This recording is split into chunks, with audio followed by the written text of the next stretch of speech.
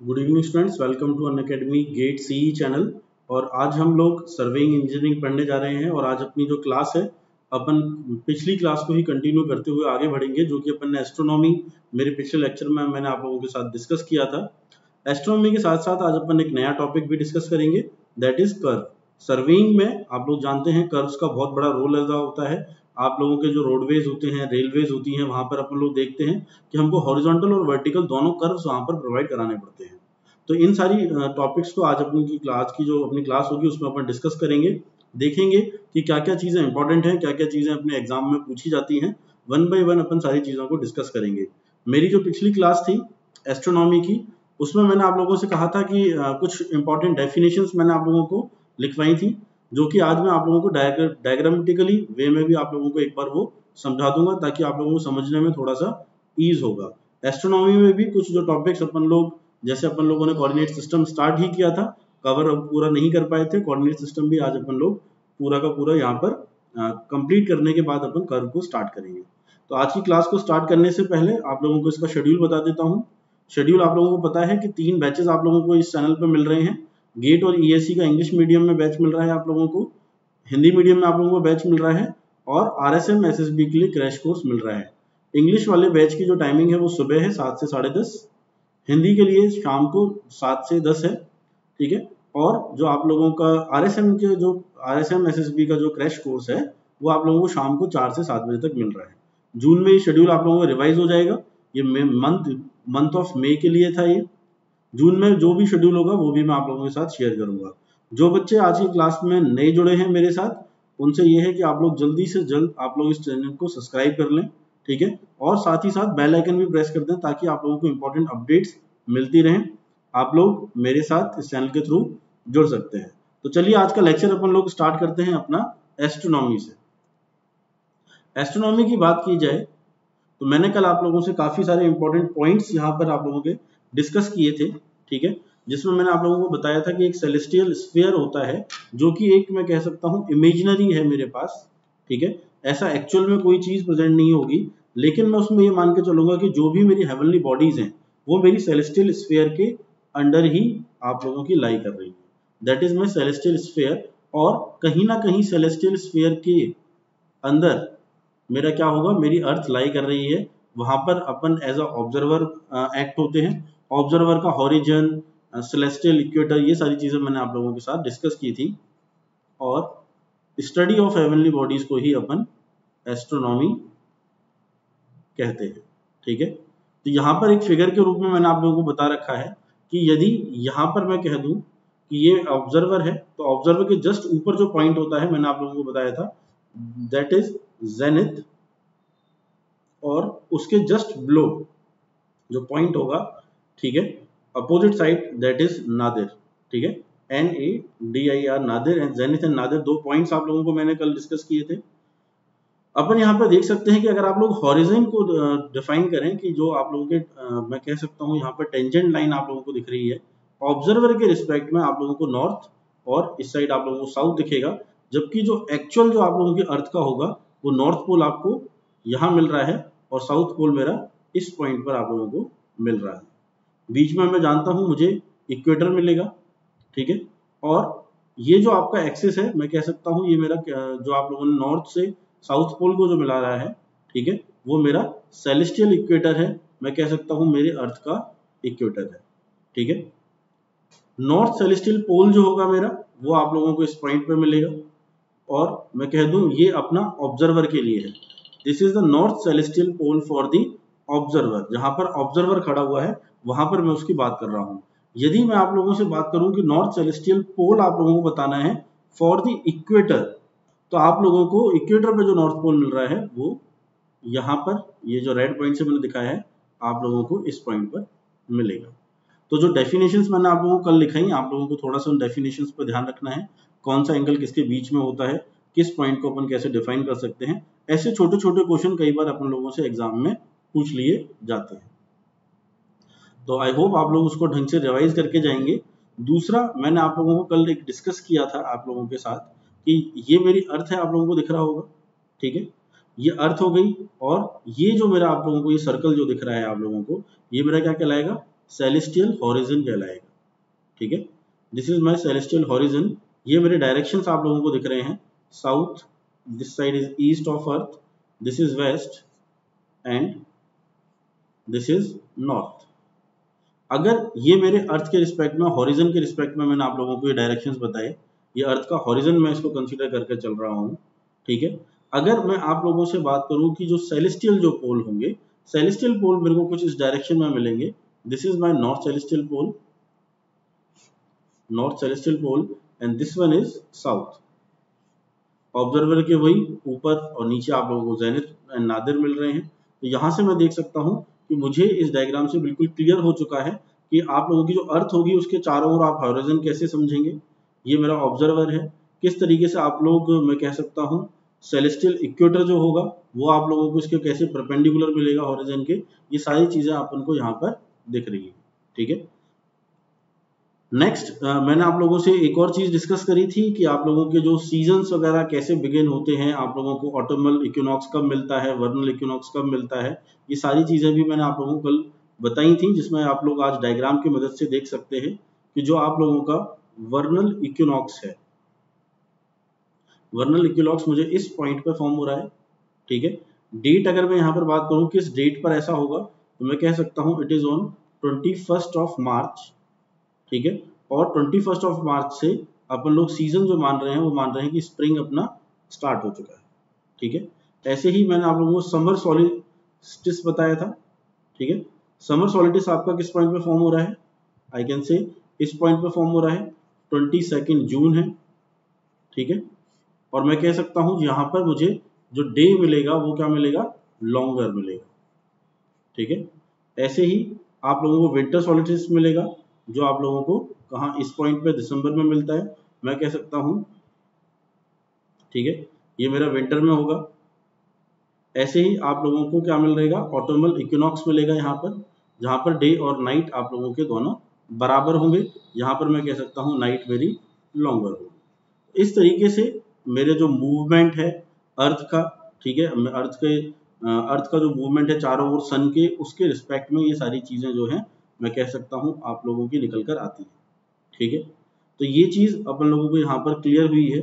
उसके बाद अपन बात करें लैटिट्यूड और लॉन्गिट्यूड की, तो यहाँ पर आप लोगों को एक फिगर दिख रहा है। इस फिगर में आप लोग देख सकते हैं, जैसा अपन लोग नॉर्मली ग्लोब में भी देखते हैं, तो आप लोगों को यहाँ पर दिख रहा है कि ये जो लाइंस आप लोगों की जा रही हैं, जो वर्टिकली, मैं कह सकता हूँ एक बार के लिए इनको वर्टिकल जो लाइंस आप लोगों को यहाँ पर दिख रही हैं, ये क्या है, मेरा लाइन ऑफ लॉन्गिट्यूड्स है, यानी ये सारे के सारे लॉन्गिट्यूड्स को डिफाइन कर रही हैं।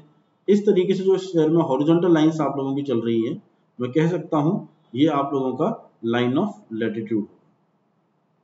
ठीक है, रेड से जो मैंने आप लोगों को मिड में लाइन दिखा रखी है, इट इज माय इक्वेटर्स।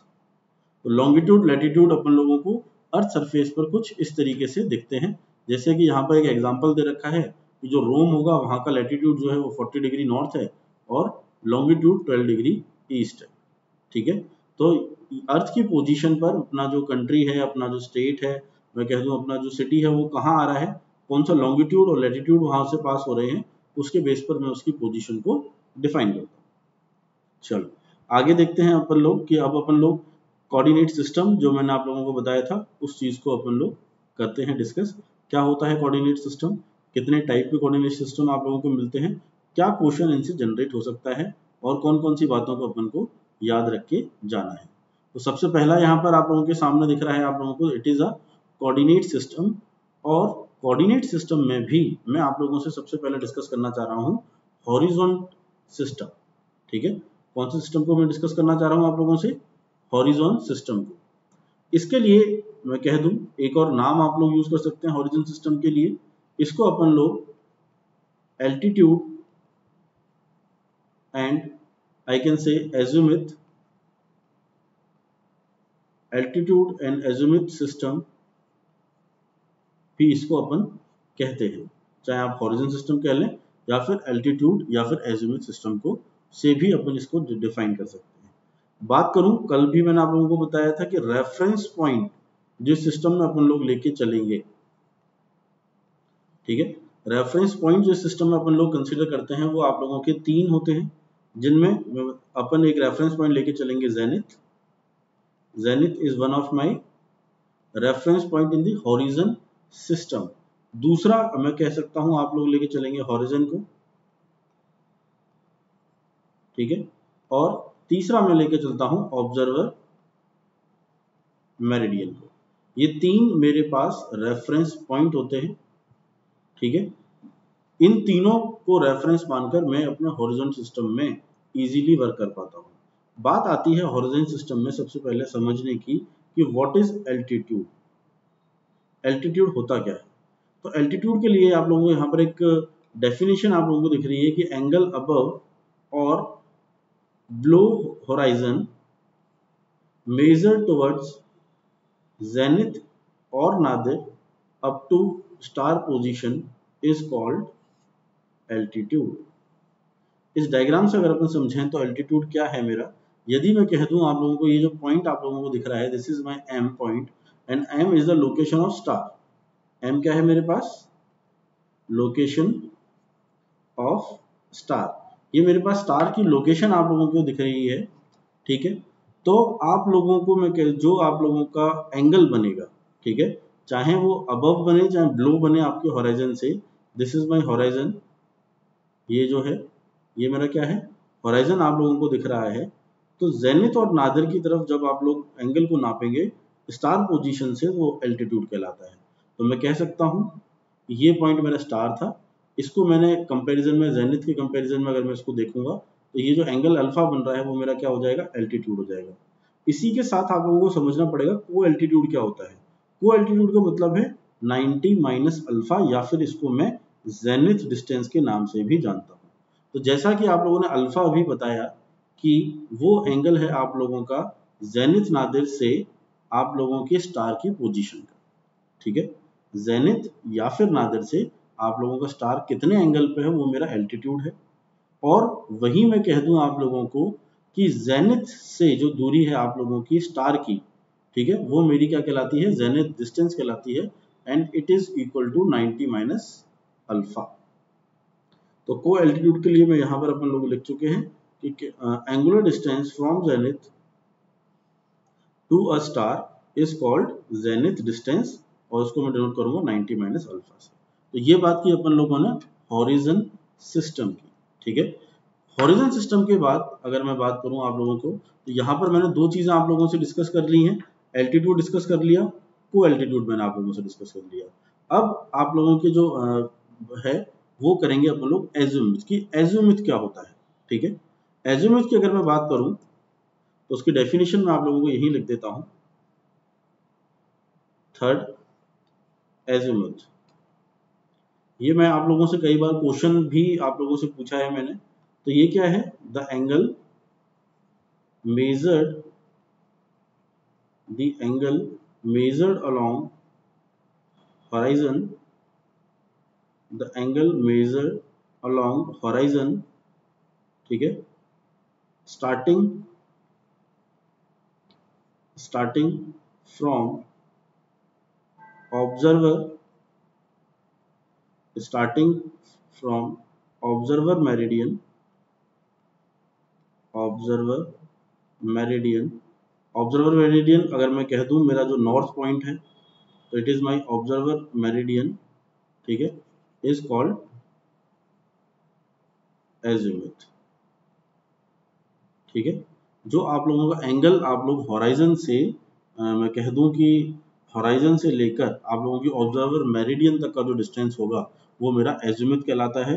एज़िमुथ को आप लोग जानते हैं अपन लोग कंपास सर्वेइंग में एज अ ट्रू बेयरिंग भी अपन ने इसको डिनोट किया था, ठीक है। तो यहाँ पर भी वही चीज है, ये एंगल है अपना हॉरिजन से लेकर आप लोगों के ऑब्जर्वर मेरिडियन तक।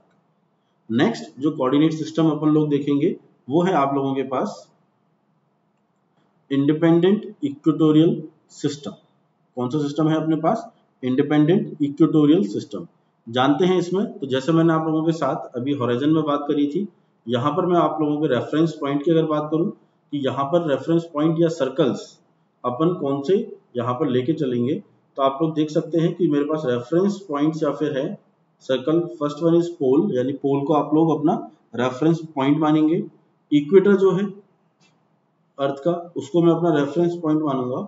और फर्स्ट पॉइंट ऑफ एरीज को भी मैं क्या मान के चलूंगा, मेरा रेफरेंस पॉइंट कंसीडर करके चलता हूँ। ठीक है, तो ये जो इंडिपेंडेंट इक्वेटोरियल सिस्टम है, जैसे मैं उसको एल्टीट्यूड और एजिमुथ के नाम से वहां पर मैं जान रहा था, यहाँ पर भी इंडिपेंडेंट का अपन एक और नाम यहाँ पर मैं कह दूं दे सकते हैं, जो आप लोगों का नेम है क्या कहलाएगा। यहाँ पर दो चीज अपन लोग फाइंड आउट करते हैं। First one is right association, right ascension, ठीक है, और I can say it as declination. ये दो चीज जो हैं वो मेरी इंडिपेंडेंट इक्वेटोरियल सिस्टम में आप लोग जानते हैं। ठीक है, तो डिक्लिनेशन की बात कर लेते हैं कि what is declination. The angle measure declination circle. ठीक है, कौन सा सर्कल अपन लोग बात कर रहे हैं, डिक्लिनेशन सर्कल की। और डिक्लिनेशन सर्कल होता क्या है, सर्कल जो मेरा स्टार और पोल्स को ज्वाइन कर रहा है। कौन सा सर्कल, जो मेरे स्टार और पोल्स को ज्वाइन कर रहा है। ठीक है, उस जो अबव या बिलो द इक्वेटर, चाहे वो अबव साइड करे चाहे बिलो साइड करे, इज कॉल्ड डिक्लिनेशन। तो डेल जो आप लोगों को यहाँ पर दिख रहा है, आप लोग देख पा रहे होंगे। ठीक है, अगर मैं इसको कह देता हूँ दिस इज डेल, तो आप लोगों का जो एंगल मेजर हो रहा है ये डेल, वो किस किस के बीच हो रहा है, वो दो पॉइंटों के बीच में हो रहा है। एक अबव द इक्वेटर पॉइंट आ रहा है एम, एक बिलो द इक्वेटर आ रहा है आप लोगों का M1। तो इन दोनों के बीच का जो एंगल है वो मेरा क्या है, डिक्लिनेशन है। क्लियर हो गया होगा आप लोगों को। दूसरी चीज है आप लोगों के पास को डिक्लिनेशन या फिर पोलर डिस्टेंस की अगर अपन बात करें तो उस केस में अपन लोग कैसे इसको देखते हैं। ठीक है, तो यदि मैं आप लोगों से को डिक्लिनेशन की बात करूं आप लोग, तो आप लोग समझ के चले कि को जो वर्ड लग रहा है, मैं कह सकता हूं कि ये साथ के साथ डिक्लिनेशन की बात कर रहा है, लेकिन एंगल मेरे को यहाँ पे 90 माइनस डेल करना पड़ रहा है। ठीक है, को डिक्लिनेशन होगा, वैल्यू कैसी होगी, एंगुलर होगी। ठीक है, इसको मैं डिफाइन कैसे करूं को डिक्लिनेशन को, it is the distance from pole to star position. यानी जो मेरा पोल है, नॉर्थ पोल हो गया मान लीजिए। ठीक है, नॉर्थ पोल से मेरा जो स्टार की पोजीशन है वो कितनी दूर है, वो मेरा को डिक्लिनेशन कहलाता है। स्टार जो मैं कर रहा हूँ कोई हेवनली बॉडीज है, उससे मेरी दूरी, ऑब्जर्वर की दूरी आप लोगों को को डिक्लिनेशन एक तरीके से मैं कह सकता हूँ पोल से लेके जो स्टार की पोजीशन है वो मेरी को डिक्लिनेशन शो कर रही है।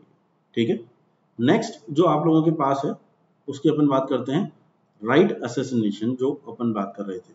तो राइट एसेसिनेशन है क्या, मैं आप लोगों को बता दूं, इट इज अ एंगल। क्या है ये, एक एंगल है जो आप लोगों को मिल रहा है, और ये एंगल की मैं कह दूं कहां पर अपन इसको यूज कर रहे हैं और कैसे यूज कर रहे हैं, उसकी अगर बात की जाए तो फर्स्ट पॉइंट इज दिस कि it is a angle which is measured along equator. ये हमेशा इक्वेटर के अलोंग ही मेजर होगा।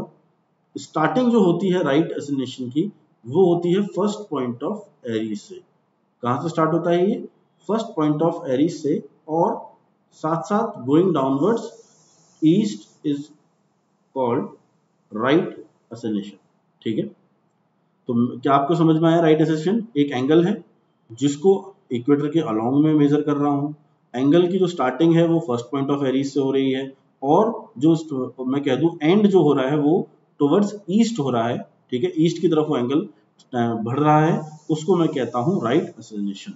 ठीक है, इसके बाद अपन लोग नेक्स्ट आप लोगों का जो है उसको देखते हैं। नेक्स्ट है आपके पास डिपेंडेंट इक्वेटोरियल सिस्टम। जैसे आप लोगों ने अभी देखा कि सबसे पहले आप लोगों ने बात करी थी, आप लोगों के इसमें अपन लोगों ने जो बात करी एल्टीट्यूड और एजिमुथ की बात करी। उसके बाद मैंने आप लोगों से बात करी डिक्लिनेशन एंड को डिक्लिनेशन की, जो कि इंडिपेंडेंट इक्वेटोरियल सिस्टम में आ रहा था। अब यहाँ पर अपन लोग बात करेंगे डिपेंडेंट की, लेकिन रेफरेंस पॉइंट यहाँ पर मैं कह दूं थोड़ा सा चेंज हो जाएंगे, लेकिन एंगल्स जो निकालेंगे वो सेम रहते। तो रेफरेंस पॉइंट की अगर बात की जाए तो रेफरेंस पॉइंट सबसे पहला क्या है मेरे पास, इट इज द पोल, जिसको मैं रेफरेंस पॉइंट मान के चलूंगा। Second one is equator, and third point जो है आप लोगों का दैट इज साउथ पॉइंट। ये तीन क्या है आप लोगों के पास, रेफरेंस पॉइंट, या फिर मैं कह सकता हूं एक तरीके से सर्कल है, जिनको मैं यहाँ पर कंसीडर करता हूँ। ठीक है, देखते हैं कि इसमें एंगल्स जो आप लोगों को मिल रहे हैं, एंगल्स की बात की जाए तो कौन कौन से एंगल्स आप लोगों को देखने को मिलेंगे, उसकी अगर मैं आप लोगों से बात करूं तो आप यहाँ पर अपन लोग देखेंगे कि जो मेरे पास मैं कह दूं कि जो एंगल्स हैं वो सेम रहेंगे, जैसे कि आप लोगों के पास इंडिपेंडेंट के केस में थे, दैट इज डिक्लिनेशन और को डिक्लिनेशन, उनको जो मैं शो कर रहा हूँ वो भी सेम चीज से कर रहा हूँ। मैं कह सकता हूँ कि मैं इसको डेल्टा और 90 माइनस डेल्टा से मैं आप लोगों को यहाँ पर शो कर रहा हूँ। ठीक है, ये आप लोगों के इंडिपेंडेंट वाले केस की तरीके से ही सेम रहेंगे कि आप लोगों का जो डिक्लिनेशन था वो आप लोगों का स्टार की जो पोजीशन थी मेरी, ठीक है, above the equation, above the equator और बिलो द इक्वेटर, उसके बीच की दूरी आप लोगों का एंगल जो बन रहा था उसी को मैं लेके चल रहा हूँ, तो मैं कह सकता हूँ एंगल्स विल बी सेम। ठीक है, यहाँ पर आप फिगर में देख सकते हैं M1 जो है ये जो मेरा बन रहा है एंगल, ठीक है, ये एंगल जो पूरा बन रहा है डेल, ये मेरा डिक्लिनेशन है। बात करें को डिक्लिनेशन की तो वो मेरा क्या हो जाएगा, दैट इज 90 माइनस डेल। तो यहाँ तक ये चीज मेरे क्लियर हो गई है। रेफरेंस पॉइंट आप लोगों को याद रखने हैं, डिपेंडेंट के केस में पोल, इक्वेटर और साउथ पॉइंट होते हैं।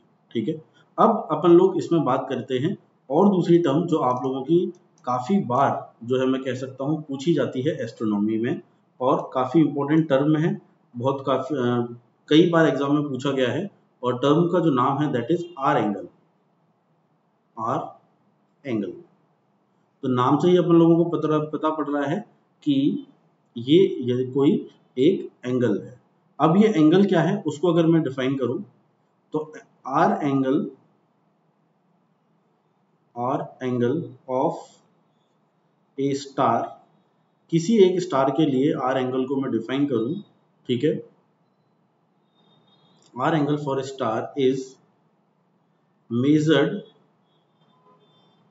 measured along equator and starts from south point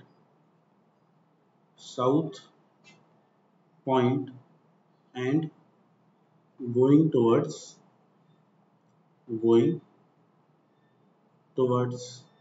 waste. तो आर एंगल मेरा क्या हो गया, आर एंगल यहाँ पर मुझे देखने को मिल रहा है कि एक एंगल जिसको मैं इक्वेटर के मैं कह दूं अलोंग मेजर कर रहा हूँ, जो स्टार्ट होगा एंगल मेरा साउथ पोल से मेजर करना मैं स्टार्ट करूंगा और किस तरफ बढ़ूंगा, वेस्ट की तरफ, वो मेरा आर एंगल आप लोगों का कहला रहा है। ठीक है, this is my R angle, जो आप लोगों से कई बार पूछा भी गया है और पूछा जाता है। फोर्थ सिस्टम आप लोगों का, एक और सिस्टम अपन लोग यहाँ पर डिस्कस करेंगे जिसको कहा जाता है सेलेस्टियल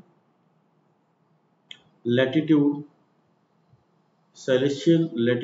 एंड लॉन्गिट्यूड सिस्टम। इसका जो नाम है वो क्या है, celestial latitude and longitude system.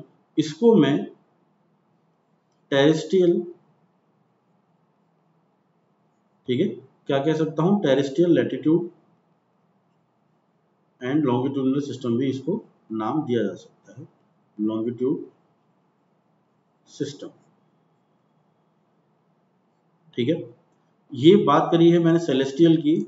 अगर इसमें रेफरेंसेस, जैसे अपन लोग हर में रेफरेंसेस अलग अलग दे रहे थे, यहाँ पर रेफरेंस पॉइंट की आप लोगों से बात करूं, इस सिस्टम में रेफरेंस पॉइंट कौन से रहेंगे, ठीक है, तो वो आप लोगों के मैं क्या बता दूं, फर्स्ट रेफरेंस पॉइंट जो आप लोग यहाँ पर लेके चलेंगे that is north pole of elliptic.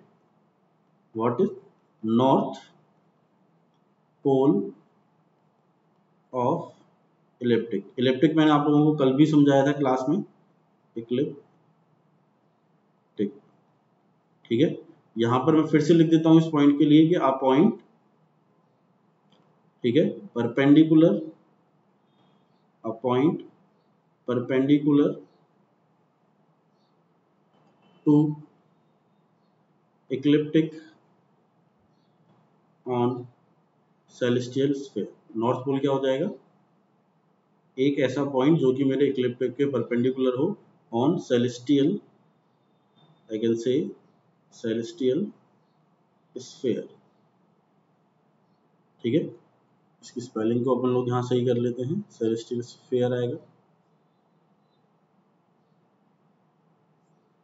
On celestial sphere की मैं आप लोगों से बात कर रहा हूँ। ठीक है,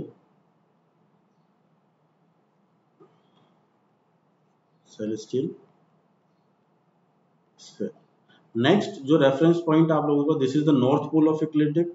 नेक्स्ट जो रेफरेंस है दैट इज इक्लिप्टिक। थर्ड जो आप लोगों का रेफरेंस पॉइंट होगा that is first point of Aries. ठीक है, फर्स्ट पॉइंट ऑफ एरीज को भी मैं यहां पर क्या लेके चलता हूं, first point of Aries, ARIES। ठीक है, ये भी मेरा क्या कंसीडर होगा, एज अ रेफरेंस पॉइंट आप लोगों का कंसीडर होगा। तो यहाँ पर मैंने आप लोगों से लैटिट्यूड लॉन्गिट्यूड की बात कर रहा हूँ, तो यहाँ पर मैं सेलेस्टियल लैटिट्यूड को भी डिफाइन करूंगा। कैसे डिफाइन करेंगे अपन सेलेस्टियल लैटिट्यूड को? सेलेस्टियल लैटिट्यूड, सेलेस्टियल लैटिट्यूड मैं लिख सकता हूं कि एंगल अबव और below the equator.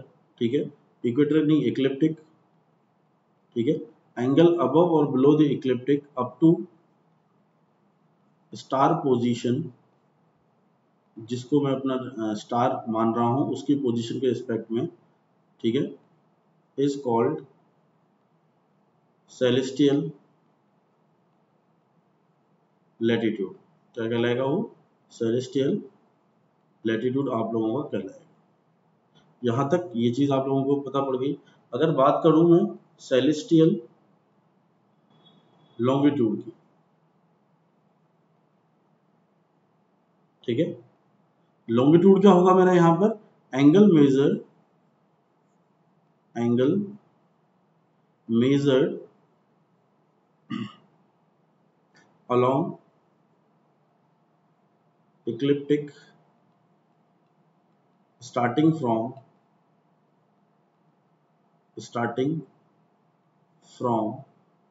first point of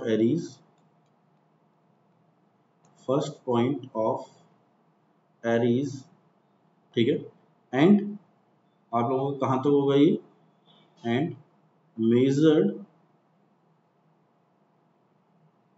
measured up to star position,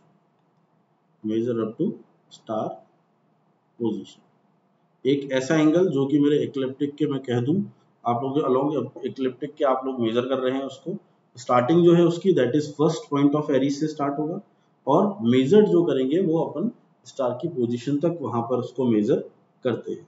ठीक है, सेलेस्टियल जो लॉन्गिट्यूड होता है मैं कह सकता हूं इसको आप लोग स्मॉल l से भी शो कर सकते हैं, कई बार ये स्मॉल d से भी आप लोगों को गिवन होगा। इसके बाद अपन लोग बात करेंगे स्फेरिकल ट्राइंगल की, कि स्फेरिकल ट्राइंगल क्या होता है। ठीक है, यहां पर मैं बात कर रहा हूं आप लोगों से स्फेरिकल ट्राइंगल। इसको मैं डायग्रामेटिकली भी आप लोगों को समझा दूंगा, पहले अपन समझते हैं कि ये है क्या। ठीक है, तो आप लोग देखेंगे कि जो आप लोगों की अर्थ की सरफेस है वो क्या है? स्फेरिकल है। ठीक है, उसमें बहुत सारे मैं कह सकता हूँ आप लोगों के इक्वेटर एंड अलग अलग चीजें आप लोगों की एक दूसरे को इंटरसेक्ट कर रही हैं। ठीक है, तो स्फेरिकल ट्राइंगल क्या हो जाएगा मेरे लिए? स्फेरिकल ट्राइंगल, ठीक है, इज formed by intersection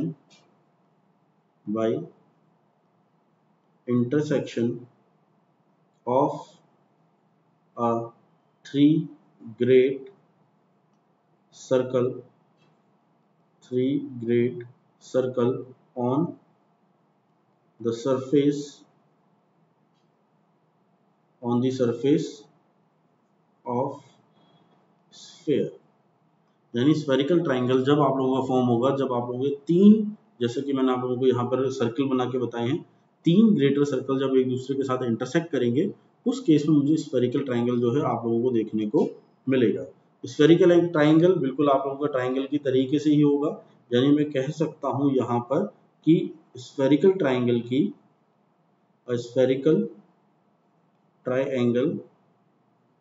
ठीक है, क्या होगा?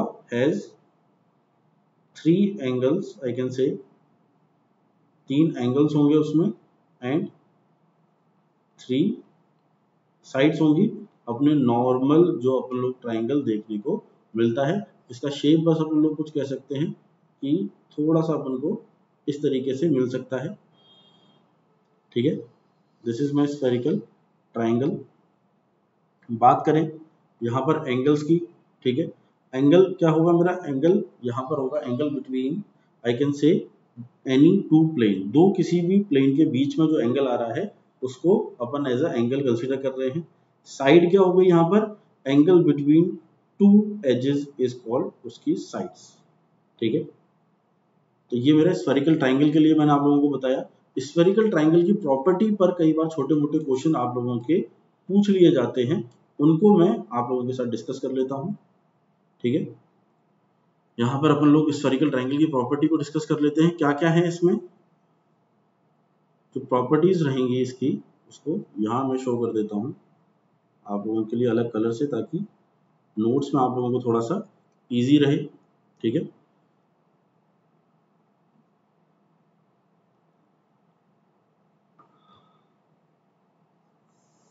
तो यहाँ पर मैं लिख देता हूँ प्रॉपर्टियाँ आप लोगों की। फर्स्ट जो प्रॉपर्टी है अपनी स्फेरिकल ट्राइंगल की वो क्या है, ठीक है, प्रॉपर्टी बता रहा हूँ आप लोगों को स्फेरिकल ट्राइंगल की। आप लोग याद रखें कि जो उसमें 180 होता है it is less than a plus B plus C. ठीक है, and a plus B plus C spherical triangle में यानी तीनों एंगल का जो सम होगा वो 180 से ज़्यादा होगा, लेकिन मैं कह सकता हूँ 540 डिग्री से वो कम रहता है। ठीक है, दूसरी प्रॉपर्टी अगर मैं बात करूँ इसके स्फेरिकल एक्सिस की, स्फेरिकल एक्सिस ये क्या होगा, ई एस से शो करूंगा मैं, इसकी वैल्यू होगी मेरे पास a plus B plus C minus 180 degree. ठीक है, अगर आप लोगों से कोई पूछे area of spherical triangle, area of spherical triangle, spherical triangle, तो इसका फॉर्मूला आप लोगों के पास हो जाएगा pi R square divided by 180 degree into E S. This is our formula for spherical triangle area. ठीक है, तो यहाँ तक अपन लोगों को ये चीज़ समझ में आ रही है। दूसरा अगर मैं आप लोगों के साथ बात करूँ कि यहाँ पर मैं कंसीडर कर लेता हूँ किसी एक स्फेरिकल ट्राइंगल को, तो उसका डायग्राम बना के मैं आप लोगों को बताता हूँ कैसे रहेगा। जैसे ये मेरे पास है, ठीक है, स्फेरिकल ट्राइंगल, ये पॉइंट मेरा ए बोल देता हूँ, इसको मैं कह दें कि आप लोग बी मान लें, इसको मैं ओ मान लेता हूँ।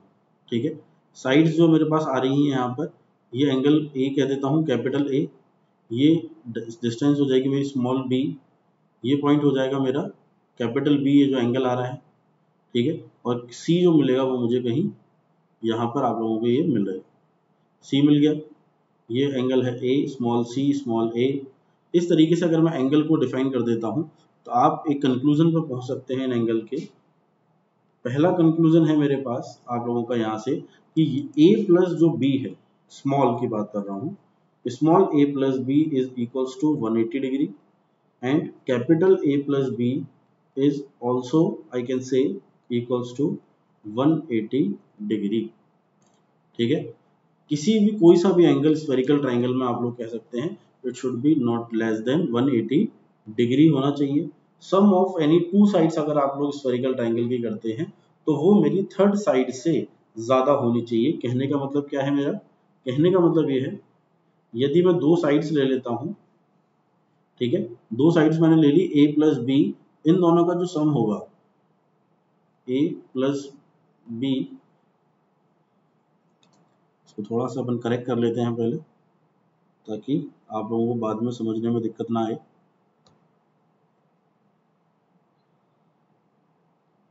ठीक है,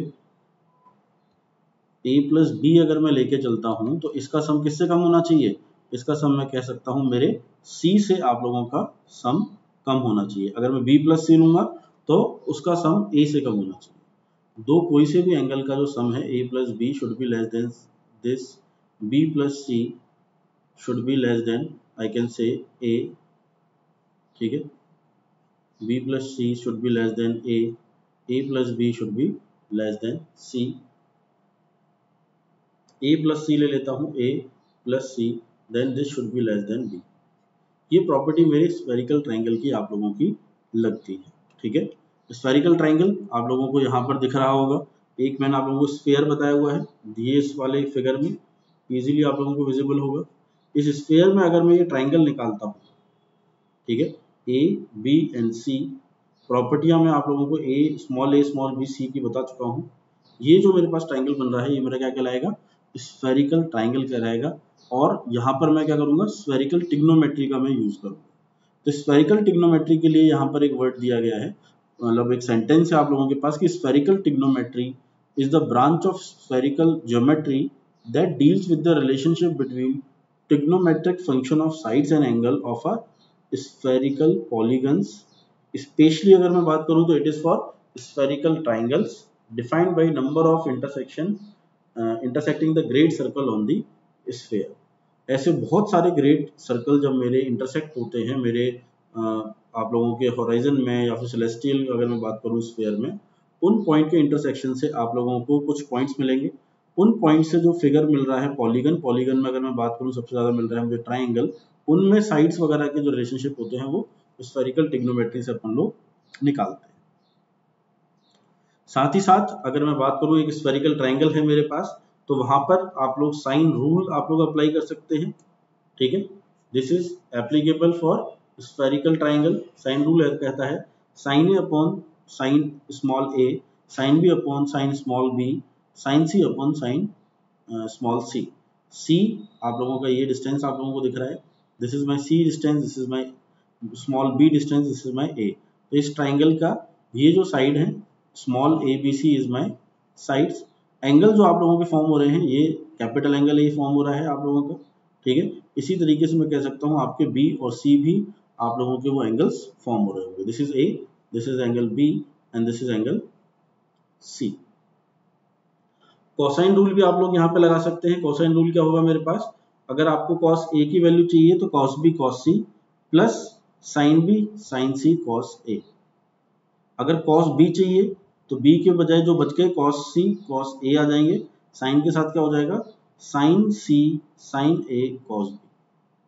ठीक है, बात करें कॉस सी की तो यहाँ पर ए और बी आ जाएंगे, कॉस ए कॉस बी और साइन ए साइन बी कॉस सी। आप लोगों का कोसाइन रूल अपन लोग स्फेरिकल ट्राइंगल में लगा सकते हैं।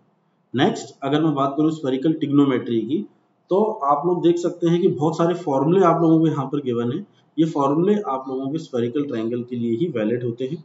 जैसे कि हाफ साइन हाफ ए क्या आ जाएगा मेरे पास, sine S minus B sine S minus C sine B upon sine C की पावर हाफ। इस तरीके के कुछ फॉर्मूले, जैसे कि कॉस हाफ ए का फॉर्मूला क्या होगा, साइन साइन एस माइनस ए साइन बी साइन सी, टेन हाफ ए का फॉर्मूला, साइन हाफ ए का फॉर्मूला, ये कुछ फॉर्मूले होते हैं जो मेरे स्फेरिकल ट्रिग्नोमेट्री में आप लोगों को यूज में आते हैं। ठीक है, यहाँ तक अपन को ये चीज क्लियर है।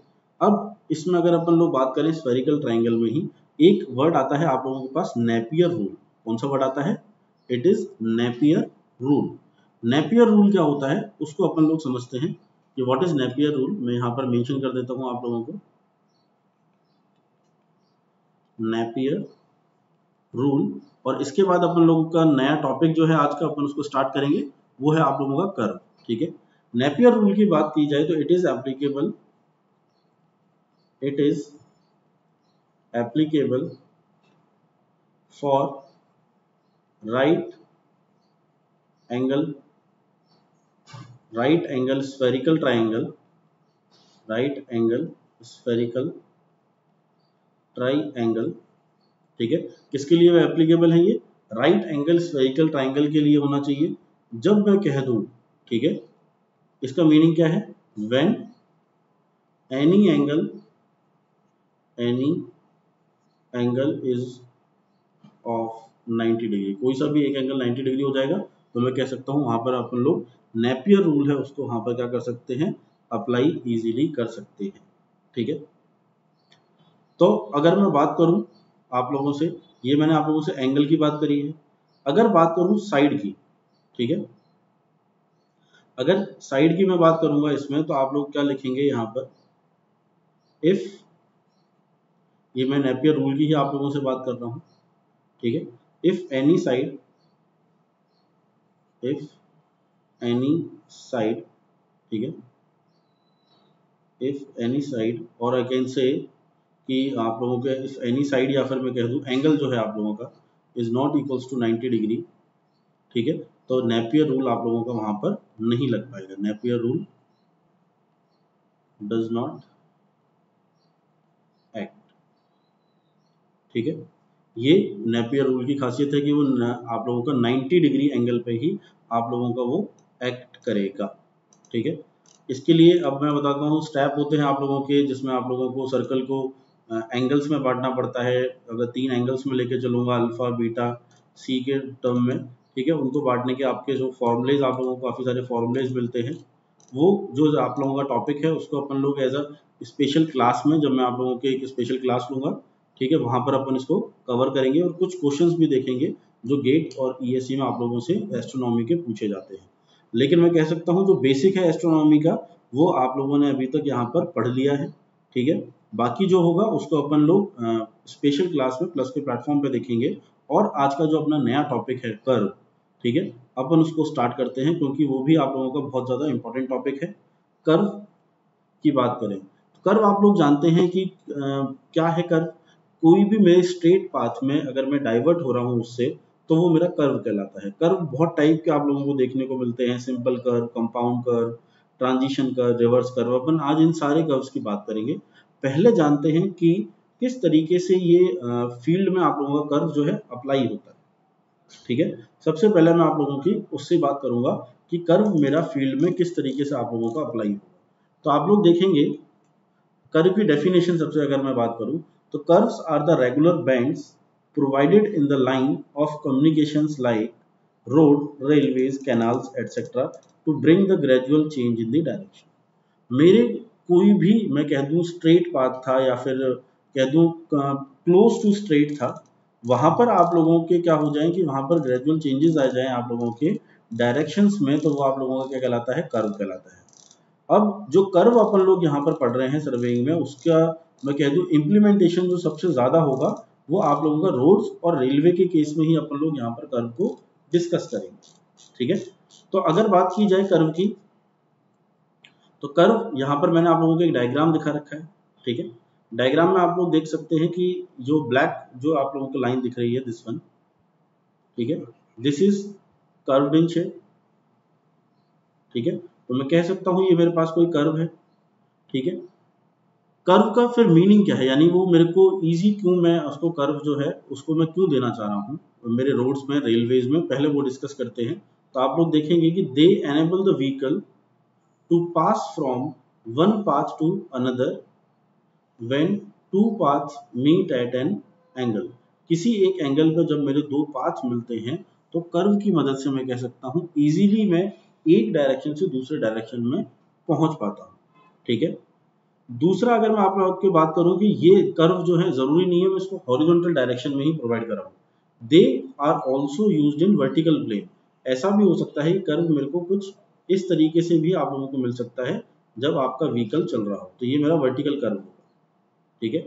और जब मेरा व्हीकल मैं कह दूं ये मेरी रोड है और इस तरीके से यहाँ पर कर्व मुझे देखने को मिला है, तो व्हीकल इस तरीके से चल रहा है, ये मेरा हॉरिजॉन्टल कर्व। तो they are also used on vertical plane at all changes of grade to avoid abrupt change of grade at the apex। यानी मेरा एकदम से मैं कह दूं बहुत ज्यादा खड़ा मेरे को रास्ता ना मिले, एकदम से ज्यादा चेंजेस ना मिले, उसके लिए मैं क्या करता हूं, कर्व प्रोवाइड कराता हूं कि मेरे को वहां पर ग्रेजुअल चेंजेस में मेरे को स्लोप वहां पर मिल पाए, तो दैट इज कर्व, ठीक है। आगे बढ़े। दो टाइप के कर्व आप लोगों को यहाँ पर मिल सकते हैं, जैसा कि मैंने आप लोगों से अभी डिस्कस किया। पहला है आप लोगों के पास हॉरिजॉन्टल कर्व, जो आप लोग अपने रोडवेज में भी देखने को मिलता होगा और रेलवेज में भी शायद होप आप लोगों ने कहीं ना कहीं तो हॉरिजॉन्टल कर्व को देखा ही होगा, ठीक है। मैं आप लोगों को डायग्रामेटिक भी समझा दूंगा। तो हॉरिजॉन्टल कर्व के लिए अपन लोग कह रहे हैं कि curve provided in the horizontal plane to have gradual change in direction are known as what, horizontal curve, ठीक है। यहां पर अगर मैं बात करूं वर्टिकल कर्व की, वर्टिकल कर्व क्या हो जाएगा, वर्टिकल प्लेन में आप लोग जो ग्रेजुअल चेंजेस दे रहे हैं अपने ग्रेड में, ग्रेड की बात करूं यानी स्लोप में, ठीक है, तो वो आप लोगों का कहलाएगा वर्टिकल कर्व कहलाएगा। देखते हैं कि आप लोगों को किस तरीके से फील्ड में मिलता है। हॉरिजॉन्टल कर्व यहाँ पर आप लोगों को एक फिगर दिख रहा है, आप लोग क्लियरली इसमें विजिबली देख पा रहे हैं कि आपके पास जो रोड दी गई है उस रोड में आप लोगों को हॉरिजॉन्टल प्लेन में काफी कर्व्स आप लोगों को यहाँ पर दिखाई दे रहे हैं। ठीक है, तो ये मेरा क्या हो जाएगा, हॉरिजॉन्टल कर्व हो जाएगा, क्योंकि मेरा हॉरिजॉन्टल प्लेन था। जब मेरा व्हीकल इस रोड पर मूव करेगा तो उसको क्या करना पड़ेगा, उसको मुड़ना पड़ेगा। ठीक है, तो हॉरिजॉन्टल कर्व में अपन लोग मुड़ते हैं उसको इजी, थोड़ा सा ईज बनाने के लिए, मेरे व्हीकल को उसकी स्पीड को मेंटेन रखने के लिए हॉरिजॉन्टल कर्व पर आप लोग जानते हैं सुपर एलिवेशन भी अपन लोग प्रोवाइड कराते हैं। सुपर एलिवेशन क्या होता है, जिसमें मैं आप लोगों की आउटर एज जो होती है मेरी, ठीक है, outer edge of my pavement, उसको मैं थोड़ा सा अप्रेज कर देता हूं with respect to inner edge. This is my inner edge and this is my outer edge. Outer edge को थोड़ा सा राइज कर देना, ये मेरा क्या कहलाता है, सुपर एलिवेशन कहलाता है। बात करें सुपर एलिवेशन की प्रोवाइड कराने से आपको फायदा क्या है। सुपर एलिवेशन जो ई की वैल्यू है, अगर आप लोग रोड में हॉरिजॉन्टल कर्व में आप लोग ये प्रोवाइड करा रहे हैं, सुपर एलिवेशन ट्रेन के केस में भी अपन लोग, यानी रेलवे के केस में भी प्रोवाइड करा सकते हैं। सुपर एलिवेशन प्रोवाइड कराने से मैं कह सकता हूं व्हीकल पे लगने वाला जो सेंट्रीफ्यूगल फोर्स है, ये उस सेंट्रीफ्यूगल फोर्स को काउंटर एक्ट कर लेता है। आज मैंने आप लोगों का एक रियल लाइफ का लेक्चर भी लिया था इस पर, आप लोग देख सकते हैं प्लेलिस्ट में जाके। तो this is my horizontal curve. Next है आप लोगों के पास वर्टिकल कर्व। तो इस फिगर में आप लोगों को दिख रहा होगा कि जो ये मेरी ट्रेन है, इसको भी कुछ स्लोप ऊपर और फिर नीचे आना पड़ रहा है। ठीक है, इसी तरीके से आप लोग देखेंगे कि आप लोगों को रोड जो दिख रही है वो भी क्या दिख रहा है, कुछ एलिवेशंस के साथ मुझे यहाँ पर रोड दिख रही है, यानी ऊपर नीचे, यानी उसके स्लोप में चेंज है, ग्रेड में चेंज है। तो ये दो टाइप की कर्व अपन लोगों को फील्ड में मिलती है, जिसको अपन ने नाम दिया है हॉरिजॉन्टल और वर्टिकल कर्व। आगे अपन बढ़े, सबसे पहले अपन लोग यहाँ पर बात करेंगे नीड ऑफ प्रोवाइडिंग कर्व। ठीक है, क्या नीड है अपन को कर्व्स को प्रोवाइड कराने की। तो कर्व्स आर नीडेड फॉर, किस किस प्रोजेक्ट के लिए मुझे नीड है, मैं कह सकता हूं मुझे हाईवे प्रोजेक्ट के लिए मुझे कर्व की नीड पड़ेगी, रेलवे के लिए मुझे नीड पड़ेगी, और कैनाल के लिए। कैनाल भी आप लोगों की क्या होती है, कहीं ना कहीं से डाइवर्ट होती है, डायरेक्शन चेंज करती है। ठीक है, और जहाँ पे डायरेक्शन वो चेंज करती है, अपन कहते हैं कि पानी का इरोजन होता है, तो वहाँ पर जो कर्व होना चाहिए वो प्रॉपर होना चाहिए। बहुत सारी चीज़ें अपन लोग कैनाल के केस में भी पढ़ते हैं। यहाँ पर अपन मोस्टली डील करेंगे रेलवे या हाईवे पर अपन किस तरीके से कर्व को यहाँ पर प्रोवाइड कराते हैं। ठीक है, तो यहाँ पर मैं कह दूं कि नीड क्या आई है मेरे पास कर्व को प्रोवाइड कराने की। First need is to bring about a gradual change in direction of motion. थोड़ा सा मेरे डायरेक्शन ऑफ मोशन में चेंज लाने के लिए मैं कर्व को प्रोवाइड करा रहा हूँ। मैं कह सकता हूँ वर्टिकल कर्व अगर प्रोवाइड करा रहा हूँ तो to bring about gradual change in grade. ठीक है, फॉर गुड विजिबिलिटी, मेरी विजिबिलिटी बनी रहे रास्ते में, व्हीकल में जब मैं हूँ मुझे सामने का व्हीकल काफी दूर से ही दिख जाए, ऐसा ना हो कि एकदम से जब मैं वहां से उतरूं तो सामने वाला व्हीकल मेरे एकदम से सामने आ जाए, विजिबिलिटी मेरी पुअर रहे, ऐसा नहीं होना चाहिए। इसी वजह से मैं क्या प्रोवाइड करा रहा हूँ, कर्व्स को प्रोवाइड करा रहा हूँ। ठीक है, कहीं ना कहीं इसका मैं कह दूं, कई बार इसका एक अपन अजम कर सकते हैं कि जो मेरा ड्राइवर जो व्हीकल को चला रहा है वो एकदम से उसको मैं कह दूं नींद ना आ जाए, तो थोड़ा बहुत एंडुलेशंस होते हैं, तो मैं कह सकता हूँ थोड़ा सा एक्टिवनेस रहती है जब अपन लोग ड्राइव कर रहे हैं। ठीक है, कैनाल के अलाइनमेंट के लिए काम आता है कर्व को प्रोवाइड कराना, और जैसा कि मैंने आप लोगों को बताया to control the erosion of canal banks. ठीक है, कैनाल बैंक्स के साइड में आप लोगों को इरोजन ना हो, इसी वजह से मैं क्या करता हूँ, आप लोगों का कर्व वहां पर प्रोवाइड कराता हूँ प्रॉपर वे में। तो ये बात की मैंने आप लोगों से नीड ऑफ प्रोवाइडिंग कर्व्स।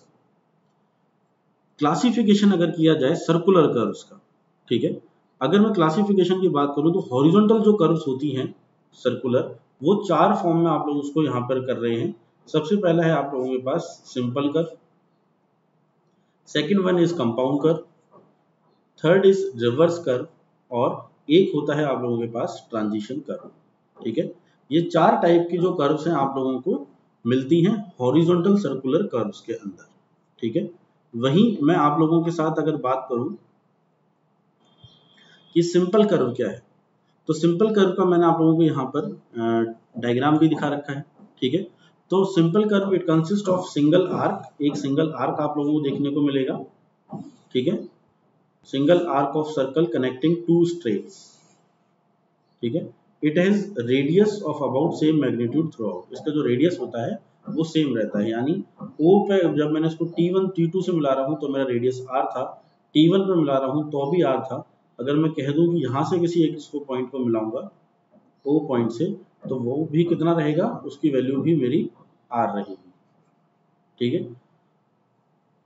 दो स्ट्रेट्स को ये मिलाता है, तो मैं कह सकता हूँ आप लोगों की ये दो स्ट्रेट्स यहाँ पर मुझे मिल रहे हैं, मैंने T1 T2 यहाँ पे दो टेंजेंट डाले हैं और जहां पर ये इंटरसेक्ट हो रहे हैं उस पॉइंट को मैंने नाम दिया है B। इसकी जो टर्मिनोलॉजीज होती हैं सिंपल कर्व की वो मैं आगे पढ़ूंगा, पहले आप लोग देख लेते हैं सिंपल कर्व कंपाउंड कर्व में क्या फर्क आप लोगों को देखने को मिल रहा है, ठीक है। नेक्स्ट है आप लोगों के पास कंपाउंड कर्व। तो कंपाउंड कर्व में आप लोग देख पा रहे होंगे कि जो मेरा कर्व है, ठीक है, वो दो कर्व से मिलकर बन रहा है, एक मैं कह सकता हूँ रेडियस है जिसका R2 और दूसरा कर्व उसी के साथ मिलता हुआ है लेकिन यहाँ पर रेडियस जो है वो मेरा है R1, क्लियर है। तो compound curve consist of two or more simpler curves having different radii, ठीक है, क्या होगा यहाँ पर टू और मोर, दो या दो से अधिक सिंपलर कर्व्स, ठीक है, having different radii bending in the same direction, ठीक है, and line on the same side of common tangent, जो कॉमन टेंजेंट है ये उसके सेम साइड में आते हैं, ये भी लाइन यहाँ पे बहुत इंपॉर्टेंट है। ये मेरी MN जो थी ये मेरी क्या है, कॉमन टेंजेंट, कॉमन टेंजेंट के एक ही साइड मेरा वो कर्व आ रहा है, ऐसा नहीं है कि एक कर्व इस साइड आ रहा हो दूसरा कर्व दूसरी साइड आ रहा है, कॉमन टेंजेंट के एक ही साइड मुझे अलग अलग रेडियस के दो सिंपलर कर्व मिलते हैं, उसको मैं कह रहा हूं कंपाउंड कर्व, ठीक है। दूसरा पॉइंट मैं इसमें कह सकता हूं कि इन दोनों कर्व्स का जो सेंटर होगा, ठीक है, वो भी कहां लाई करेगा, सेम साइड ऑफ, मैं कह दूं कि मतलब same side of common tangent की। तो इस जो छोटी वाली कर्व है उसका जो मेरा सेंटर है वो है O1 और जो बड़ी कर्व है मेरे उसका जो सेंटर है वो है O2, ठीक है, यहाँ पर, और ये मेरे टेंजेंट के सेम साइड ही दोनों आ रहे हैं, ठीक है। बात करते हैं अब अपन लोग रिवर्स कर्व की। तो रिवर्स कर्व में आप लोग कह सकते हैं कि ये कंपाउंड कर्व की तरह ही है, लेकिन जो कर्व है मेरे जिनका रेडियस अलग अलग है वो मेरे कॉमन टेंजेंट, जैसे कि कॉमन टेंजेंट आप लोगों को दिख रही है MN, इस कॉमन टेंजेंट के अलग अलग साइड है, अपोजिट साइड है। कैसे कि जो मेरे R1 रेडियस का जो मेरे कर्व आ रही है वो मेरे इस साइड है और जो R2 की आ रही है वो मेरे MN के दूसरी साइड है। तो this is are reverse curve. तो रिवर्स कर्व के बारे में क्या कहा गया है, a reverse curve is made up of two arcs having equal or different radii bending in opposite direction with common tangent at their junction, ठीक है। आपकी रिवर्स कर्व क्या कहलाएगी, दो आर्क्स अपन लोग यहाँ पे लेंगे जिनका इक्वल या डिफरेंट रेडियाई हो सकता है, जो उनकी बेंडिंग होगी वो आप लोगों की अपोजिट डायरेक्शन में होगी। तो मैं कह सकता हूं कि अगर वो अपोजिट डायरेक्शन में है तो उनके जो सेंटर्स होंगे वो भी अपोजिट डायरेक्शन में होंगे, ठीक है। फिर अगर मैं बात करूं रिवर्स कर्व की, तो reverse curves are used when the straights are parallel, ठीक है, जो मेरे स्ट्रेट्स हैं वो पैरेलल हैं या फिर intersecting at very small angle. इसको समझते हैं क्या कहना चाह रहा है कि दो स्ट्रेट्स में कंसीडर कर रहा हूं, एक मान लीजिए MA और दूसरा है मेरे पास BN। तो या तो ये दोनों मैं कह दूं कि आप लोगों के पैरेलल होंगे ये दोनों स्ट्रेट्स, अगर पैरेलल भी नहीं है तो ये जहां पर भी जिस पॉइंट पर भी काफी दूर जाके मीट करेंगे तो बहुत ही स्मॉल एंगल पे ये दोनों मीट करते हैं, उस केस में मैं क्या करता हूं, रिवर्स कर्व को प्रोवाइड कराता हूं, ठीक है। रिवर्स कर्व आपको नॉर्मली रेलवे के केस में देखने को मिल जाएगी, रेलवे साइडिंग के केस में, ठीक है, रेलवे ट्रैक्स पे आप लोगों को देखने को मिल सकती है, और रोड जिन पर मैं कह दूं आप लोगों को लो स्पीड के लिए जो बनाई गई है वहां पर भी ये कर्व आप लोगों को देखने को मिलेगी, ठीक है। लेकिन आप लोगों से अगर कभी पूछा जाए कि रिवर्स कर्व क्या मेरे हाईवे के लिए सही है, तो आप लोगों को ये जानना जरूरी है कि रिवर्स कर्व जो होती है उसको मैं अवॉइड करके चलता हूँ जितना ज्यादा हो पाए हाईवे, ठीक है, जहां पर हाईवे हो।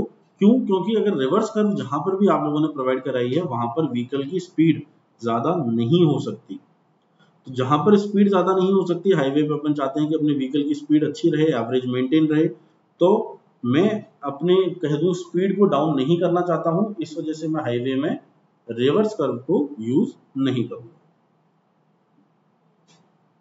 नेक्स्ट है आप लोगों के पास ट्रांजिशन कर्व। ठीक है, ट्रांजिशन कर्व जो है कहीं ना कहीं आप लोग इसको समझ सकते हैं कि मैं कह दूं आप लोगों को कि दो कर्व को, या फिर आप लोग समझ लें कि जैसे मैं आप लोगों को सुपर एलिवेशन का जो मैंने आप लोगों को फिनोमिना बताया था अभी, किस तरीके से अपन आउटर एज को अपन कर देते हैं, वो जो कर्व वहां पर बन रहा है वो आप लोगों का ट्रांजिशन कर्व ही बनेगा। ट्रांजिशन कर्व का जो मेन पर्पस है ना, वो होता है आप लोगों को to avoid sense of jerking of passenger while entering from straight road to circular curve. मैं किसी एक स्ट्रेट पाथ से जब मैं चल रहा हूं और आगे जाके मुझे सर्कुलर में मुड़ना है, तो इन दोनों को स्ट्रेट और इस सर्कुलर को मिलाने वाली जो कर्व होगी वो मेरी क्या कहलाती है, ट्रांजिशन कर्व कहलाती है, ट्रांजिशन कर्व। ठीक है, ट्रांजिशन कर्व के अलावा भाई क्या हो रहा है यहाँ पर, मैं कह सकता हूं अगर ये मेरा स्ट्रेट है, ये मेरे पास थी, ये ट्रांजिशन कर्व आई, तो यहाँ पर कहीं ना कहीं मेरे हॉरिजॉन्टल मुझे क्या मिल रहा है, हॉरिजॉन्टल कर्व मिल रही है। और हॉरिजॉन्टल कर्व जहां पर भी मिलती है वहां पर आप लोग क्या करते हैं, सुपर एलिवेशन को प्रोवाइड करते हैं। Super elevation is provided. तो जब मैं सुपर एलिवेशन यहां पर पुट कर दूंगा तो मैं कह सकता हूं जब मेरा व्हीकल इससे मूव कर रहा होगा तो उसकी स्पीड भी मैं कह दूं कि अच्छी मेंटेन हो जाएगी। फ्रिक्शन जो होगा, उसका सेंट्रीफ्यूगल जो फोर्स होगा वो रेजिस्ट सुपर एलिवेशन फोर्स कर लेगा, और जो आप लोगों का फ्रिक्शन है वो भी मैं कह सकता हूं कुछ हद तक वहां पर कम हो जाएगा। ठीक है, तो ये चीज मुझे समझ में आई है ट्रांजिशन कर्व के लिए। अब आप लोगों से सिंपल कर्व से सबसे ज्यादा पूछा जाता है क्वेश्चन। ठीक है, तो उसके बहुत सारे नाम दिए गए हैं सिंपल कर्व के, जो कि आप लोगों को जानना काफी जरूरी है। उसी से मैं आप लोगों के जो कर्व है आप लोग वहां पर डिफाइन कर पाएंगे। तो देखते हैं कि क्या क्या टर्मिनोलॉजीज अपन लोग वेरियस पार्ट्स ऑफ कर्व के लिए यूज करते हैं। ठीक है, यहाँ पर आप लोगों को एक डायग्राम दिख रहा है। ठीक है, इस डायग्राम के बेसिस पर मैं आप लोगों को एक एक करके वो जो पॉइंट्स अपन लोग कर्व में पढ़ते हैं उनको अपन डिस्कस करेंगे। ठीक है, तो देखते हैं अपन अपने पास क्या है। फर्स्ट पॉइंट है मेरे पास, मेरे को वेरियस पार्ट्स के नाम बताने हैं। टू स्ट्रेट लाइंस ए और बी आप लोगों को यहाँ पर दिख रही है, which are connected by a curve called tangents. ठीक है, ये मेरे पास एक कर्व थी, दो टेंजेंट मैंने डाले हैं T1 T2, और ये जिस पॉइंट पर मिल रहे हैं वो है मेरे पास B। ठीक है, तो मैं कह सकता हूं जो मेरी स्ट्रेट लाइन होगी वो कौन सी कहलाएगी, A और B मेरी जो है। ठीक है, A और B मेरी दो स्ट्रेट लाइंस आप लोगों को दिख रही है, दिस वन, और दूसरी है मेरे पास BC, और जिससे मैंने कर्व से जिसको कनेक्ट किया है ये मेरे ग्रीन कलर से आप लोगों को कर्व दिख रहा है। ठीक है, तो A और B मेरे स्ट्रेट्स टू द कर्व कहलाएंगे। जहां पर आप लोगों का इंटरसेक्शन हुआ है इस पॉइंट को B, this point is B, ये मेरा क्या कहलाता है, B पॉइंट मेरा कहलाता है point of intersection of two straights. दो स्ट्रेट लाइन के इंटरसेक्शन पॉइंट को अपन पॉइंट ऑफ इंटरसेक्शन कह रहे हैं, और इसको कई बार वर्टेक्स के नाम से भी जाना जाता है। ठीक है, जब आप लोग मान लें कि जो कर्व है आप लोगों की, जब वो डिफ्लेक्ट कर रही है right side of the progress. ठीक है, जब आप लोग बढ़ते जा रहे हैं, सर्वे करते जा रहे हैं, और राइट साइड में वो आप लोगों की कर्व चल रही है, राइट हैंडेड कर्व। ठीक है, तो वो क्या कहलाती है, राइट हैंडेड कर्व कहलाती है। और जब मेरी जो कर्व है वो लेफ्ट की तरफ मुड़ेगी तो वो मेरी लेफ्ट हैंडेड कर्व कहलाएगी। ठीक है, दूसरा अपन लोग देखें कि यहाँ पर जो लाइंस AB और BC हैं, ये these are the tangents to the curve, ये एज अ टेंजेंट आप लोगों की काम कर रहे हैं। तो यहाँ पर मैंने इनको नाम एक और दे दिया है T1 और T2। ठीक है, अब जिस डायरेक्शन में मेरा सर्वे चल रहा होगा, अगर ये मैं कह दूं डायरेक्शन इस तरीके से चल रहा था, मैं T1 के T2 की तरफ जा रहा हूं, तो T1 मेरा फर्स्ट टेंजेंट हो जाएगा, T2 मेरा सेकंड टेंजेंट हो जाएगा। ठीक है, जहां पर आप लोगों को मैं कह दूं कि T1 और T2, ठीक है, जहां पर ये कर्व को टच कर रहे हैं, ठीक है, वो क्या कहलाएंगे, टेंजेंट पॉइंट्स कहलाएंगे। यानी T1 T2 क्या है मेरे पास, टेंजेंट पॉइंट्स है। ठीक है, दूसरा अगर आप लोग देखेंगे कि जहां पर ये पॉइंट स्टार्ट हो रहा है, ठीक है, the beginning of curve T1, वो क्या कहलाएगी, मेरी टेंजेंट कर्व पॉइंट कहलाएगी। क्या कहला रहा है, टेंजेंट कर्व पॉइंट। और जहां पर एंड हो रहा है मेरा कर्व T2 पे जाके, वो मेरा कर्व टेंजेंट पॉइंट कहलाएगा। ठीक है, एंगल जो आप लोगों का बन रहा है AB और BC के बीच में, ये ABC एंगल, इस एंगल की मैं आप लोगों से बात कर रहा हूँ, ठीक है। ये एंगल मेरा कहलाता है एंगल ऑफ इंटरसेक्शन आई, ठीक है, जो मैंने इस डायग्राम में आप लोगों को दिख भी रहा है, दिस इज आई एंगल, और जो कि यहाँ से लेके यहाँ तक है, ठीक है। दूसरा जो आप लोगों ने फॉरवर्डेड टेंजेंट एंगल जो आपका बी डैश बी सी बन रहा है, दिस एंगल ऊपर वाला ये जो एंगल बन रहा है, ठीक है, ये एंगल मेरा कहलाता है, इसको मैंने नाम दिया है फाई, और फाई मेरा कहलाता है डिफ्लेक्शन। क्या कहलाएगा? Deflection angle. अगर बात की जाए कि जो डिस्टेंस है आप लोगों का पॉइंट ऑफ इंटरसेक्शन से टेंजेंट पॉइंट का डिस्टेंस T1 से लेके इस B तक, वो आप लोगों की टेंजेंट लेंथ कहलाएगी, और वो BT1 और BT2 के बराबर होगी, ठीक है।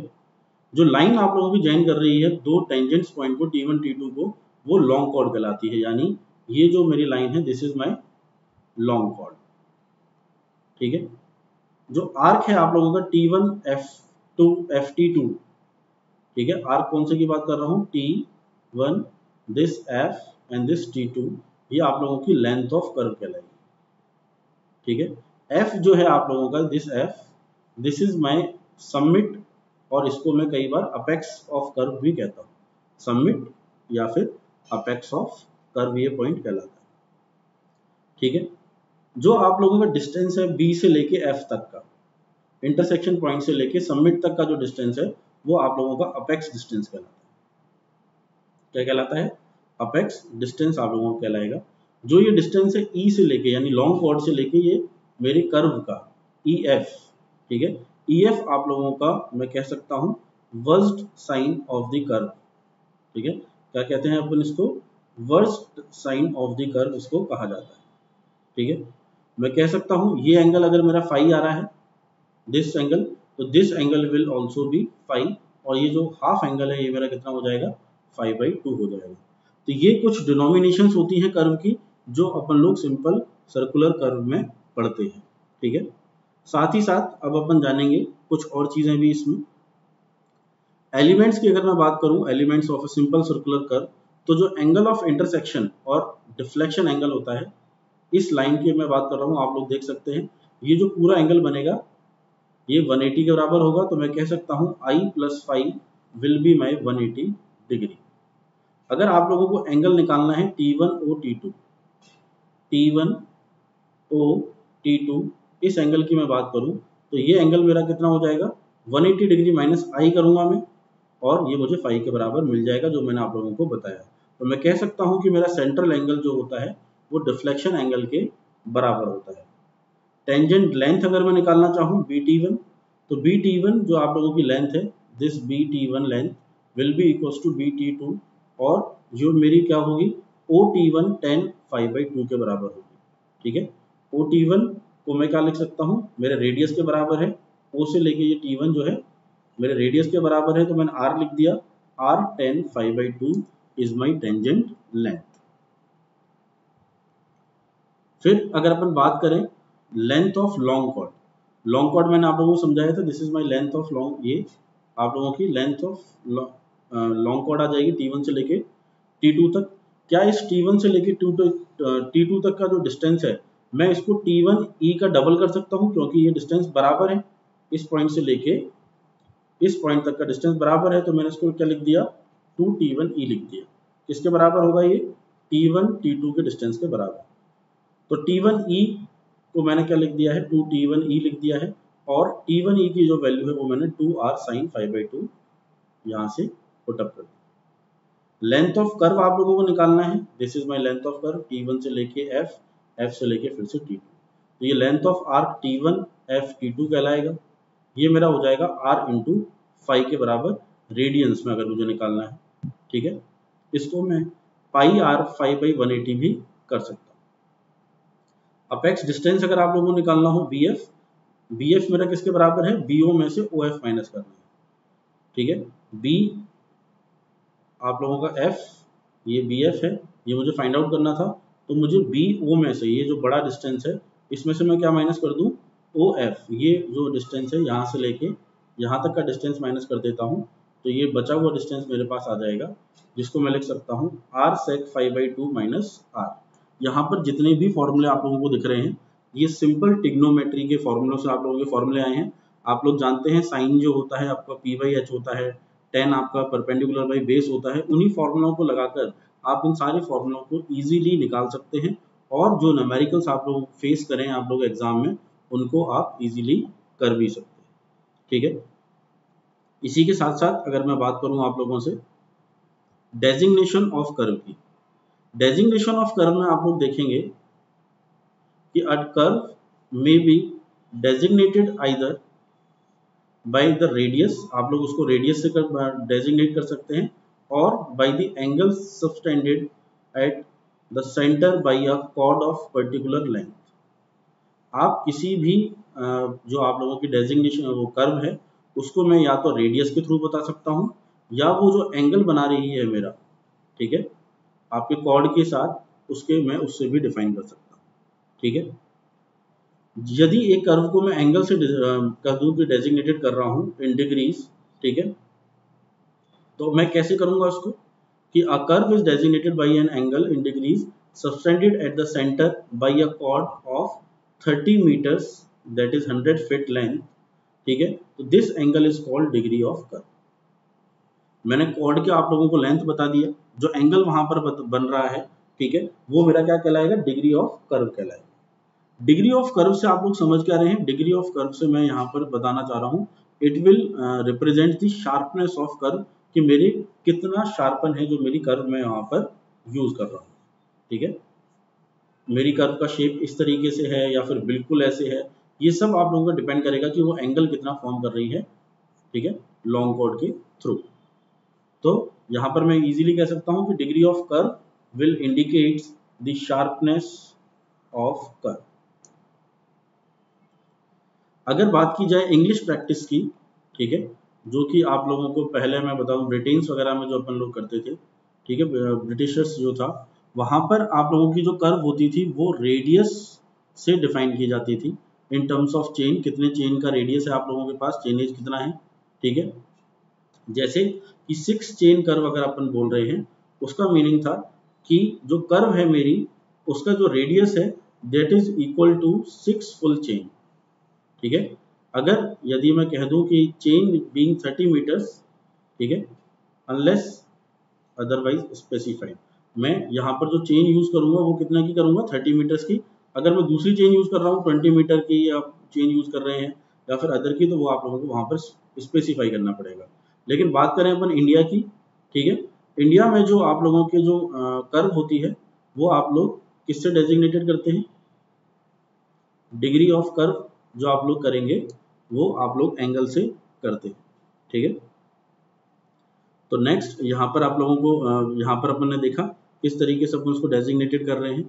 तो डिग्री ऑफ कर्व अपन समझे कैसे अपन लोग डिग्री ऑफ कर्व को निकाल सकते हैं। ये मेरे पास कोई कर्व है mn, लॉन्ग कॉर्ड है मेरे पास दिस वन mn, ये मेरा पॉइंट है p। अगर ये मैं कह दूं पूरा जो मेरा एंगल है दिस इज कैपिटल D, तो स्मॉल एंगल मेरा ये जो हो जाएगा हाफ, दिस इज d/2। जो आप लोगों का रेडियस है O से लेके m तक, radius is r, d is my degree of curve. ठीक है, एंगल है मैं बता चुका हूँ, एंगल से अपन लोग डिग्री ऑफ कर्व को शो कर रहे हैं। mn है मेरा कॉर्ड जिसकी मैं लेंथ आप लोगों को यहाँ पर 30 मीटर लॉन्ग दे रखी है। p है मेरा mid point of the chord. तो यदि मैं ट्राइंगल कंसीडर कर लेता हूँ OMP, OMP कौन सा ट्राइंगल है मेरा, this one, this is my OMP triangle. तो यहाँ पर मैं लिख सकता हूँ OM जो है मेरा R के बराबर है। ठीक है, मैं जानता हूँ रेडियस है। MP की अगर मैं आप लोगों से बात करूँ तो MP मेरा क्या हो जाएगा, हाफ ऑफ mn होगा। हाफ ऑफ mn है यानी mn 30 था तो ये मेरा 15 मीटर हो जाएगा। अगर एंगल लेता हूँ MOP, कौन सा एंगल ले रहा हूँ, दिस वन, तो मैं कह सकता हूँ MOP मेरा कितना है, डिग्री ऑफ कर्व का हाफ है यानी d/2 है। तो साइन d/2 मेरे पास आ जाएगा MP/OM। MP है मेरा 15, OM है मेरा R, तो इट इज 15/R। ठीक है, तो साइन d/2 की वैल्यू आप लोगों के पास आ रही है 15/R। तो डिग्री ऑफ कर्व की अगर मैं बात करूं साइन d/2 आप लोगों के पास आया है 15/R, तो यहां से मैं R की वैल्यू को निकाल सकता हूं, दैट इज 15/sin d/2। यदि मैं कंसीडर कर लूं मेरा D जो है वो एंगल काफी ज्यादा स्मॉल है, तो साइन d/2 को मैं d/2 भी लिख सकता हूँ। तो यदि मैं r के इस फॉर्मूले में साइन को मैंने क्या कर दिया है, सिर्फ d/2 लिख दिया है और उसको रेडियंस में मैंने चेंज कराने के लिए π/360 से मैंने उसको मल्टीप्लाई करा दिया, तो 360 मेरा ऊपर चला जाएगा, ठीक है। और मेरे पास जो फॉर्मूला आएगा वो आ जाएगा 17187.d और अप्रोक्सीमेट जो फॉर्मूला अपन लोग यूज करेंगे that is 1719 divided by d, ठीक है। ये मेरा किसका फॉर्मूला आ गया है, मेरे रेडियस ऑफ कर्व का आप लोगों ने यहाँ पर फॉर्मूला निकाल लिया है। ये जो रिलेशन होता है अपन लोगों का, ये 5 डिग्री जिसका जब तक आपका कर्व है वहां पर ये आप लोगों का मैं कह दूं कि एक अच्छा रिलेशन आप लोग इससे मतलब सही वैल्यू आप लोग निकाल सकते हैं। हायर डिग्री ऑफ कर्व के लिए आप लोगों को एग्जैक्ट रिलेशन जो है, एग्जैक्ट रिलेशन यानी दिस वन, आप लोगों को ये फॉर्मूला यूज करना पड़ेगा। अगर मेरा 5 डिग्री तक का कर्व है तो आप लोग इस फॉर्मूले से भी अपने आंसर को निकाल सकते हैं, ठीक है। तो ये आप लोगों ने देखा कि डिग्री ऑफ कर्व अपन लोग किस तरीके से फाइंड आउट करेंगे। नेक्स्ट अगर मैं आप लोगों से बात करता हूं मेथड्स ऑफ कर्व रेंजिंग की, तो curve ranging can be set out by 2 methods. पहला जो मेथड होता है आप लोग लीनियर मेथड से आप लोग उसकी रेंजिंग कर सकते हैं। लीनियर मेथड आप लोगों ने मैं पढ़ चुके हैं अपन लोग। लीनियर मेथड अपन लोग चेन और टेप का यूज करते हैं लीनियर को मेजरमेंट करने के लिए। लीनियर मेजरमेंट अलग अलग टाइप्स की चेन और अपन टेप्स देखते हैं। और मैं कर्व की रेंजिंग एंगुलर या फिर इंस्ट्रूमेंटल मेथड से भी कर सकता हूँ, ठीक है। जिसके लिए मैं कह दूं कि मेरा थियोडोलाइट यूज होगा, ठीक है। थियोडोलाइट के साथ आप लोग चेन को भी लीनियर मेजरमेंट के लिए यूज कर सकते हैं और नहीं चाहें तो भी अपन लोग उसको यूज कर सकते हैं, जैसे अपन लोग टैक्योमीटर में किया करते थे, ठीक है। These are the methods of curve ranging. Linear methods of setting out of curve की अगर मैं बात करूं तो जहां पर मैं आप लोगों को सेटिंग आउट कर रहा हूं सर्कुलर कर्व को by using of chain and tape, वहां पर 3 मेथड्स मेरे पास आते हैं। पहला मेथड है मेरे पास by offset method, second method है मेरे पास by successive bisection of arc and third is by offset from chords produced. ये 3 मेथड आप लोगों के आते हैं जब मैं चेन को यूज कर रहा हूं, ठीक है। तो लीनियर मेथड्स की अगर मैं बात करूं आप लोगों को, तो ऑफसेट्स अगर आप लोग उसमें मेथड यूज कर रहे हैं तो ऑफसेट्स आप 2 तरीके से वहां पर सेट आउट कर सकते हैं। पहला होता है रेडियली और दूसरा मैं जो ऑफसेट्स डालूंगा that is perpendicular to the tangents, ठीक है, according as the centre of curve. कि मेरा सेंटर ऑफ कर्व आप लोगों का असेसेबल है या नहीं है उसके हिसाब से मैं परपेंडिकुलर टेंजेंट्स वहां पर डालता हूँ। ये ऑफसेट्स डालते हैं अपन लोग टेंजेंट पर और उसके कैलकुलेशंस को अपन लोग करते हैं, ठीक है। तो जैसा कि आप लोगों को यहाँ दिख रहा है कि मेरे पास एक कर्व है, ठीक है। इस कर्व पर मैंने ऑफसेट एक डाला है, मैं इसको कह सकता हूँ OX। OX क्या है, P से लेके P1 का distance, this is my offset. ये वैल्यू मेरे पास क्या आ जाएगी, under root of capital R square plus X square minus R, ठीक है। X आपका डिस्टेंस कहाँ से है, टेंजेंट पॉइंट T1 से लेके इस P पॉइंट तक का जो मैंने ऑफसेट डाला है, this is my distance X, ठीक है। ये जो डिस्टेंस है मेरा O से लेके P तक का, ये मेरा कितना हो जाएगा, O से लेके T1 तक का ये डिस्टेंस मेरा हो जाएगा R, ठीक है। तो मैं कह सकता हूँ R square plus X square, ठीक है। R square plus X square मेरा कौन सा डिस्टेंस आ गया, P से लेके O तक का डिस्टेंस आ गया, ठीक है। अगर मुझे OP1 निकालना है तो मैं यहाँ तक का डिस्टेंस P1 आप लोगों को ये डिस्टेंस निकालना है, तो ये डिस्टेंस माइनस कर दूं पूरा, ये डिस्टेंस किसके बराबर है, R के बराबर। यहाँ तक R माइनस कर दूंगा इस डिस्टेंस में से तो मुझे OX मिल जाएगा। तो वो मेरा डिस्टेंस था R square plus X square, उसमें से मैंने R माइनस कर दिया तो मैं ऑफसेट की वैल्यू को निकाल सकता हूँ, ठीक है। अप्रोक्सीमेटली इस फॉर्मूले को अपन एक्स स्क्वायर बाई 2R के टर्म में यूज कर लेते हैं, ठीक है। नेक्स्ट देखेंगे अपन लोग offset by perpendicular to the tangent. ये मैंने ऑफसेट लिया है और ये मैंने टेंजेंट जो है उसके परपेंडिकुलर ऑफसेट लिया है, दिस इज माई OX। ये डिस्टेंस है मेरा X T1 से लेके P तक। तो यहां पर मैं कह सकता हूं OX मेरा क्या होगा, R minus under root of capital R minus X square, ठीक है। OX जो मैंने निकाला है, ठीक है, ये डिस्टेंस मैंने कैसे निकाला है, R में से मैंने R square plus X square को माइनस आप लोगों ने करके इसकी वैल्यू को निकाला है। अप्रोक्सीमेट जो यूज करेंगे यहाँ पर भी उस केस में हो जाएगा एक्स स्क्वायर अपॉन 2R। ठीक है, तो ये चीज़ आप लोगों को यहाँ तक समझ में आ गई होगी, अपन इसको किस तरीके से करेंगे। ठीक है, आप लोग इसको समझने के लिए यहाँ पर इसको आप जोड़ सकते हैं। ये डिस्टेंस आप लोगों का क्या हो जाएगा, आप लोगों का ये डिस्टेंस r के बराबर हो जाएगा, जहाँ से आप इसको इजीली कैलकुलेट कर सकते हैं। तो अपन लोगों ने देखा कि जो प्रोसीजर है उसको अगर मैं बात करूं तो आप लोगों को T1 T2 पॉइंट्स लोकेट करने हैं, इक्वल डिस्टेंस या तो आप 15 मीटर या फिर 30 मीटर ले लें टेंजेंट का।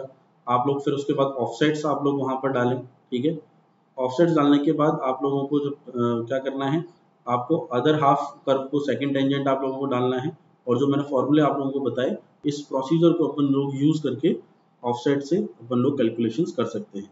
इस पर आने वाले क्वेश्चंस के ऑफसेट पर कैसे क्वेश्चंस आते हैं, गेट में किस तरीके से आप लोगों से पूछा जाता है, ये आप लोगों से मैं स्पेशल क्लास में भी डिस्कस करूंगा कि अपन इसको कैसे करते हैं। ठीक है, तो जो स्पेशल क्लास होगी आप लोग टेलीग्राम ग्रुप पे जुड़े हुए हैं आई होप, तो वहां पर आप लोगों को उसकी इन्फॉर्मेशन भी मिल जाएगी। ठीक है, तो आज की क्लास में आई होप आप लोगों को कर्व और आप लोगों की एस्ट्रोनॉमी क्लियर हुई होगी। आप लोगों के लिए जो इन्फॉर्मेशन मैंने बताई है, पहले भी मैं बता चुका हूँ कि आपको प्लस के सब्सक्रिप्शन आप लोग ले सकते हैं, क्योंकि प्लस पर आप लोगों के लिए गेट और EAC 2021 के लिए आप लोगों का जो बैच है वो लॉन्च हो चुका है। 15 जून से हम लोग RIB बैच भी आप लोगों के लिए लेकर आ रहे हैं। जिन बच्चों ने पहले तैयारी कर रखी हो तो वो रैंक इंप्रूवमेंट बैच को भी वहां पर ज्वाइन कर सकते हैं। ठीक है, यदि आप लोग प्लस का सब्सक्रिप्शन लेते हैं तो आप लोग मेरा कोड वहां पर अप्लाई कर सकते हैं, दैट इज Nitesh 10 NITESH 10। आप लोगों को आपके सब्सक्रिप्शन पर 10